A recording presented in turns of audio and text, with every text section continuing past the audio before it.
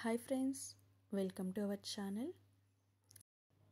ఈరోజు మన వీడియోలో యమ్మీగా ఉండే క్యారెట్ సొరకాయ హల్వాని చాలా ఈజీ ప్రాసెస్తో ఎలా ప్రిపేర్ చేయాలో చూద్దాం. ఈ క్యారెట్ సొరకాయ హల్వా టేస్ట్ అయితే జ్యూసీగా ఎంతో డెలిషియస్గా ఉంటుంది. ఇంకా దీన్ని షుగర్ వాడకుండా జాగరీ యూస్ చేసి హెల్తీగా ప్రిపేర్ చేస్తున్నాం.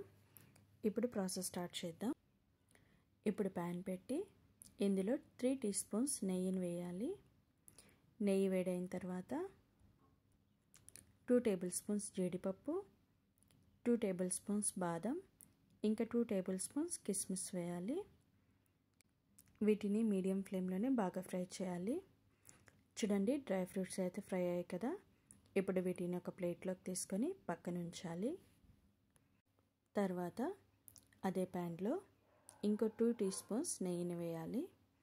నెయ్యి వేడైన తర్వాత మనం ముందుగా తురిమి పక్కన ఉంచిన క్యారెట్ తురుము 1 కప్, సొరకాయ తురుము 1 కప్ని వేయాలి. ఇప్పుడు ఫ్లేమ్ మీడియం పెట్టి ఒకసారి దీన్ని బాగా కలపాలి.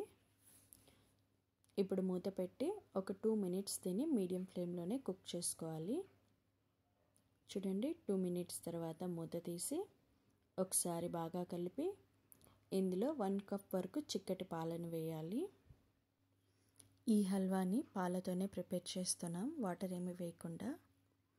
ఇప్పుడు ఒకసారి బాగా కలిపి మూత పెట్టి దీన్ని మీడియం ఫ్లేమ్లోనే కుక్ చేసుకోవాలి. పాలు మొత్తం ఇంకిపోయే వరకు మధ్య మధ్యలో ఇలా కలుపుతూ ఉండాలి.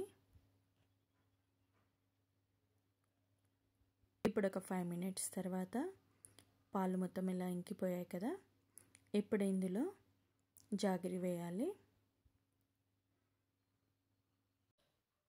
ఈ జాగరి అయితే సాఫ్ట్గా ఉంది కాబట్టి ఇలా చేత్తో పొడి చేసి వేస్తున్నాను. మీరు జాగరి ప్లేస్లో కావాలంటే షుగర్ని కూడా యూస్ చేసుకోవచ్చు. తర్వాత ఇందులో 4 ఇలాచీ కూడా వేయాలి. ఇప్పుడు ఒకసారి బాగా కలిపి ఒక 2 మినిట్స్ దీన్ని కుక్ చేసుకోవాలి. చూడండి, ఇప్పుడు ఒక 2 మినిట్స్ తర్వాత మళ్ళీ ఒకసారి బాగా కలిపి ఒకసారి స్వీట్ చెక్ చేసుకోండి సరిపోయిందా లేదా అని. ఒకవేళ తక్కువ అనిపిస్తే ఇంకొంచెం జాగరిని యూస్ చేయండి. ఇప్పుడు దీన్ని మరో 1 మినిట్ కుక్ చేసుకొని ఇందులో మనం ముందుగా ఫ్రై చేసే పక్కన ఉంచిన డ్రై ఫ్రూట్స్ని వేయాలి. అలాగే మరో 2 టీ స్పూన్స్ నెయ్యిని కూడా వేయాలి.